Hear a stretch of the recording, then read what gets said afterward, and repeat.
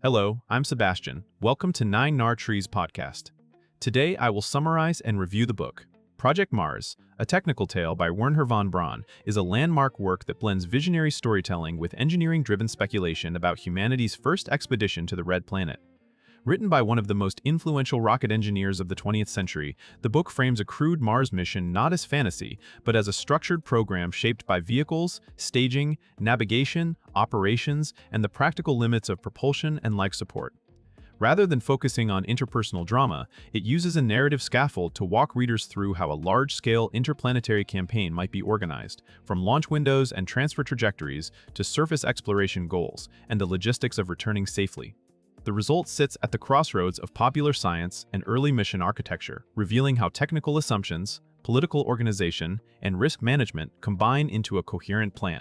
For readers interested in space history and systems thinking, it offers a rare window into how a pioneering engineer translated bold ambition into step-by-step feasibility. I will give you key takeaways from this book. Firstly, mission architecture as a systems engineering problem. A central value of the book is how it treats a Mars expedition as an integrated system instead of a single heroic flight. The narrative structure is used to illustrate interdependencies. Launch vehicles drive payload limits shape spacecraft design dictates operations, and operations determine crew workload and risk. Von Braun's approach emphasizes assembling a mission architecture from distinct elements such as propulsion stages, crew habitats, cargo carriers, and landing systems, showing why architecture decisions are often more consequential than any one component technology. Readers see how planning must account for staging, mass budgeting, redundancy, and the sequencing of events, because a failure in one link can unravel the entire campaign. The book also highlights the difference between a one-off stunt and a repeatable program, implying the need for standardized vehicles, predictable procedures, and a stable production pipeline. Even when modern engineering assumptions differ, the system's mindset remains highly relevant. Treat Mars as a campaign with multiple phases and multiple vehicles, plan margins explicitly, and design operations around what people and machines can realistically do over months of travel and weeks of surface work. Secondly, interplanetary trajectories, timing, and the reality of distance. The tale underscores that going to Mars is largely a problem of celestial mechanics and timing rather than simple straight-line travel. The mission depends on launch windows that open and close due to planetary alignment, and the journey duration shapes everything from food and water needs to radiation exposure and crew psychology. By foregrounding transfer trajectories and the need to synchronize departures and returns, the book helps readers understand why Mars plans often feel constrained and why delays can be so costly. It also frames navigation and course correction as operational necessities, not optional sophistication, since small errors compound across millions of kilometers. Another takeaway is how trajectory choices interact with propulsion limits. Faster transfers generally require more energy, while lower energy paths increase time and life support demands. This trade space forces mission designers to negotiate among competing constraints rather than chase a single best solution. For a general audience, the narrative makes abstract orbital concepts concrete by tying them to decisions leaders must make, such as when to launch, how many vehicles to send, and how to ensure a credible path home if something changes en route.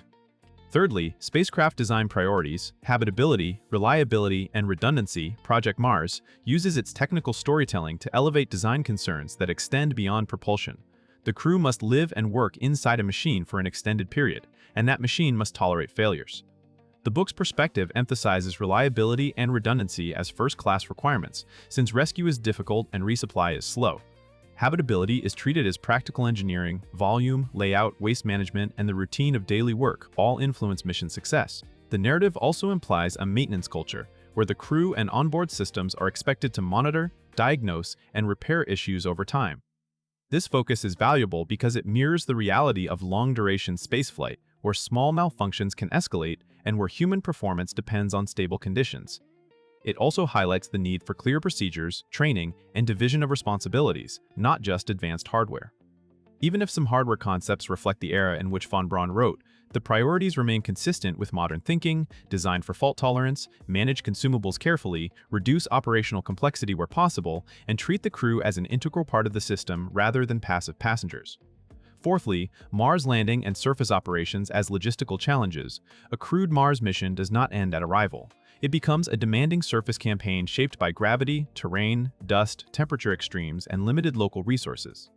The book presents landing and surface operations as problems of logistics and planning, where the ability to deliver equipment safely and to sustain a crew matters as much as making orbit. It highlights the need for careful site selection, pre-planned exploration objectives, and robust surface mobility so that scientific goals are achievable within time and energy constraints. Surface operations also require an operational rhythm, communication schedules, maintenance cycles, safety protocols, and contingency planning for storms or equipment failures. A key lesson is that the landing system, surface habitats, and exploration tools must be designed together, because each imposes requirements on mass, power, and crew time. The narrative approach encourages readers to think beyond a single dramatic touchdown and toward a sustained period of productive work.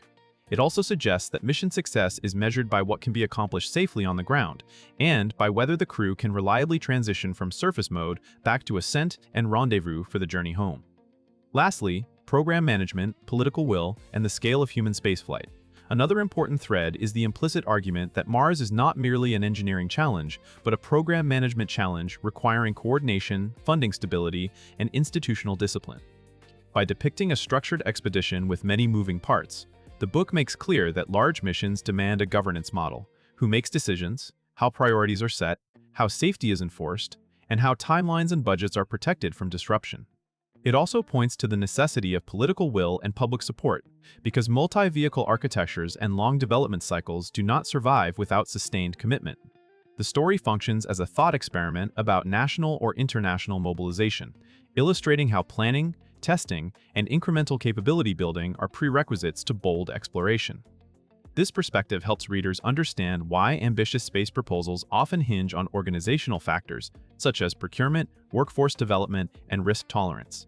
It also invites comparisons to later programs that balanced innovation with reliability through rigorous qualification testing and operational rehearsal. The enduring insight is that reaching Mars is as much about designing institutions and processes as it is about designing rockets, and that long-term success depends on managing complexity with clear accountability and repeatable methods.